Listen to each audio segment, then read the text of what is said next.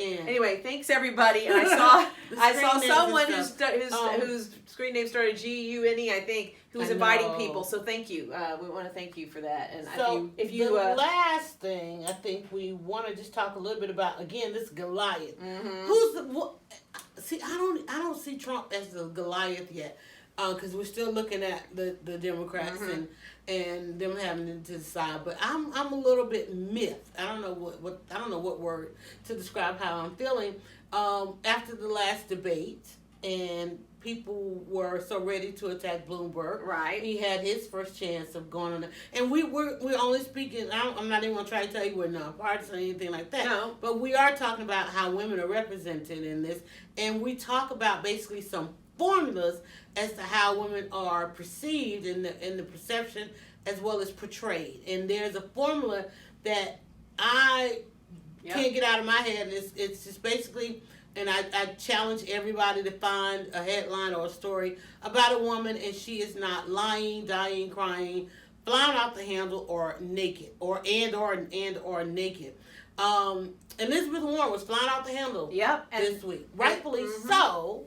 But she's been, in fact, there's this whole sort of story about her prior to this going into it, is that she was basically being erased. She was not being covered at all. And in fact, they would say, for example, like in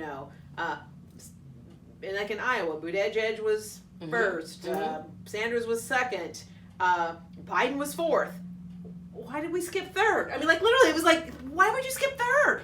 Right? It's like they were invisible. No mention. And like right before the debate, it was Michael Harriot at The Root wrote an article called "Elizabeth Warren Exists," and it's like, yes.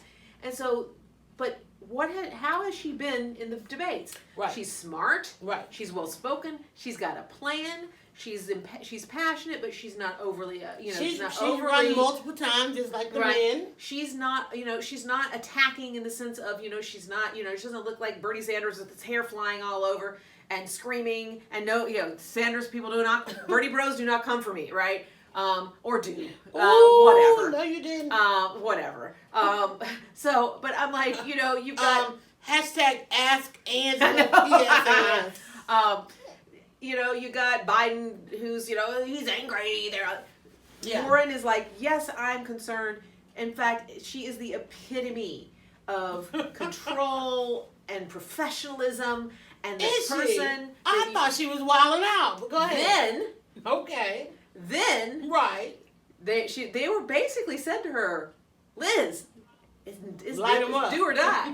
And she did. And she got in there. And they put, I gotta say, whoever set that debate stage up, with Bloomberg on the end, and then Warren, and then everybody else, and she was literally like, they're like, hello, well, she's like, I'm going to read you, and and I'm like, yeah, you are a piece of whatever. Everybody else was like, and then they're like, and then she says, y'all be quiet because I'm coming for you next, and then she would turn over here and she says, you got a PowerPoint, you got a Post-it note, and and she just, and everybody's like, yes, and she raised more money during the debate than any candidate has raised during a debate so far, or at least she had this number of contributions. And so, but like you say, why was no one talking about her? The only way they got that she got anybody talking about her was she flew off the handle. Yeah.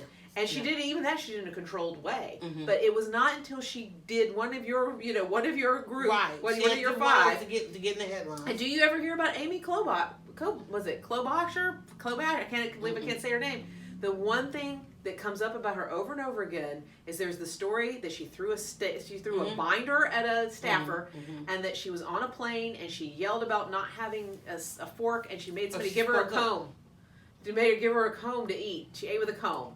And I'm like, I shouldn't repeat this story, but anyway, it's like, so basically it's like, well, Amy Klobuchar is a bitch, right? And this, I'm like, yeah, that's all the rest of the stuff, right? Right. You know Bernie Sanders is throwing binders. You know Joe Biden is throwing binders. I can't even imagine Joe's behavior and I don't know, just he may based not. on the behavior we see on screen. Because even this morning, there is something that, and I won't even say it lies dormant, because he was interviewed today by a woman, and let me just tell you, he's not the friendliest to women. And this is what I'm saying. He is not friendly. I felt like any minute he was gonna hit her off with a babe, because he condescending. He is. Condescension is exactly it. And I'm like he will not allow her to rise up to his level for nothing. I mean, this man, and see, Biden. While I knew he was needed for Obama, I cannot get with him, and I'm not saying politically, because like I said, I'm like everybody else. Hell, whoever gets the nomination, it's like, wait, okay, we gotta get ready to go. So, but he has such, like I said, condescending to her. But here's where Biden lost me way long time ago. At the end of the hearing with, give me her name, because I just lost it. Rice. No. Condoleezza. No. No. Oh my God! Take my black card. Yes, I can't believe I can't think of her name. The hearing. The Clarence Thomas. Right. Oh my God. Anita Hill. I can't believe I thought that was a white move. Biden lost. That was a white move. Lived long enough. No, I couldn't think of it either. I said, I'll take my black card. Biden lost me here. At the end of the Anita Hill, one of the days, and I don't know, it might have been the first day or whatever, Biden, he moderated that thing. He was in charge.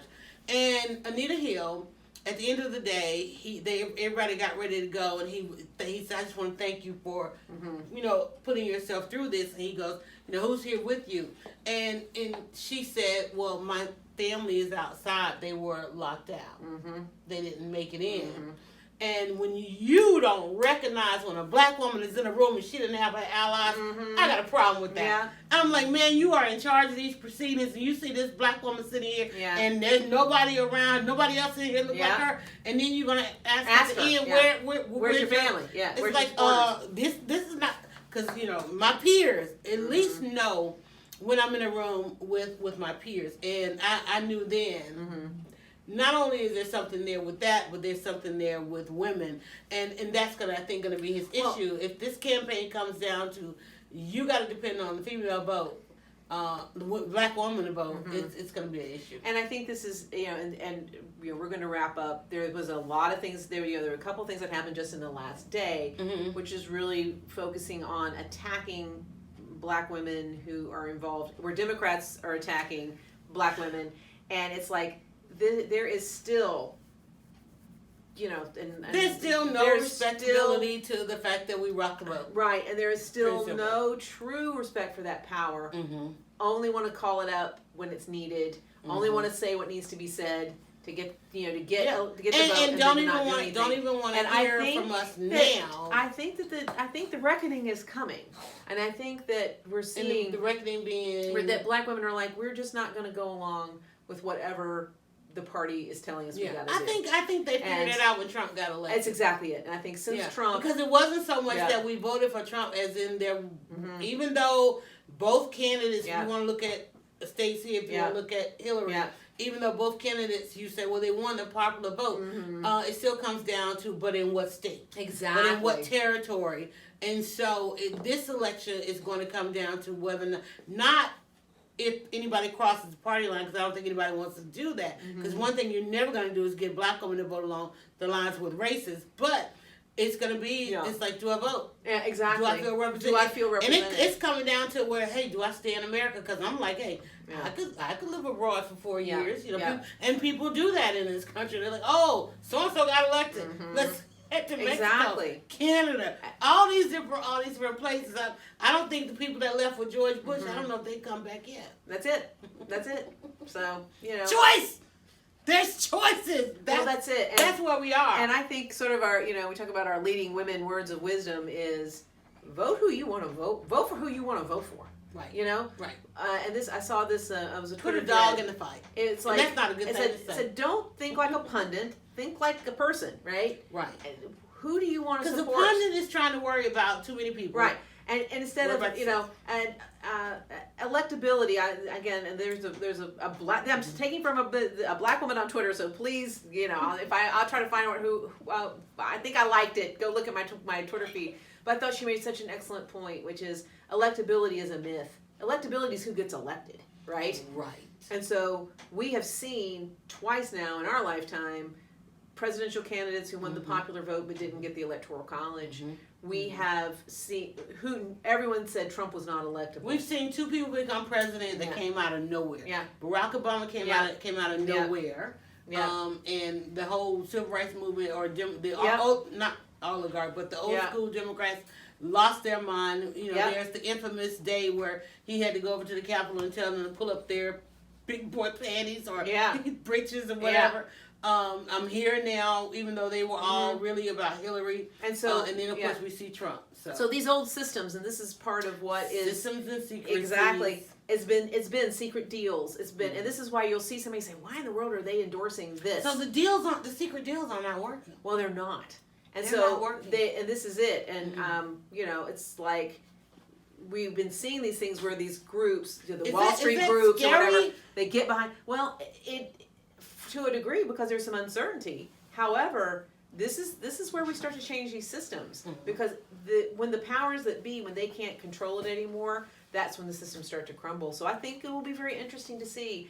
Vote for the candidate that you feel strongly about because I don't think there's any way to predict right now where we're headed. Right. And the last question though, we talked about Elizabeth. Do you think that she was able to capitalize off of that, and the fact that we had an immediate Bernie win? Yeah. And do you think how well do you think she's going to do in the Carolinas with women? Right. Well, with leading women. They're saying, you know, we're going to see from early voting because early voting numbers. There's a lot of places that are early voting. Some of these reports on early voting have ticked up for Warren. I think at the end of the day, though, how many people watch debates? How many people are even engaging? And the debates are floating all over the place. How many people are watching social media? Like we are on Twitter. 10% of the population is on Twitter, so that's not so it's hot on Twitter. This morning, I heard that Bernie's base only votes into a tune of 20%. So they're really watching. That was getting pundit talk. It's 4 more years since the last one. We don't know. I do say it when you look at who Bernie Sanders was running with last time. It's entirely different. Somewhat different. And so people are probably more influenced by television ads, radio, so forth. And this is where that was a scary thing. Those Bloomberg ads. You're right. That's where it gets scary because most people are gonna get your average person is getting that content not even from the news, but from ads. And we gotta be mindful. As many of us are on social media, participating and out here in public, there's way more than that not yet influenced by social media. But listen, guys, Leading Women Weekly is getting ready to come to an end. That doesn't mean the conversation stops because we see that you guys are still jumping on. We're going to keep talking in the comments, and we're going to have some replays. We're going to take snippets of this. And thank you guys so much for just enjoying the show, giving us some of your Sunday afternoon. And just hope that you enjoy it and love it because you let us know. The feedback has been absolutely awesome and taking in some consideration some of the things that you guys would like to see and like to talk about. We usually finalize our topic about a few minutes before the show. About 2 minutes before the show. So open to any and all discussions, but just coming in and dealing with how we were assaulted. And we do some celebrations as well. As soon as we hit the stop button, we try to turn it into, or we do. I won't say we try. We turn it into a podcast, so it's available on all your podcast platforms. The broadcast will be out there on Facebook, Periscope, Twitter, and YouTube. And then, of course, on your podcast, if you want to ride and listen, you can check it out there. Anything you got coming up this week? I don't really. So we're like I say, we're working toward our virtual weekend. Leading Women Weekend. Leading Women Weekend. We are March the 13th through the 15th, and then of course put it on your calendar for next year. We want to get together with you guys, and so that's coming. But Leading Women Weekend, I think it's going to be exciting, especially because we will know more about where we are with this election and so forth and so on. Even though we're bipartisan, try to say, but are we? We're okay, but we're leading women. All right, Petty Baby's gonna hit that mute button. Bye.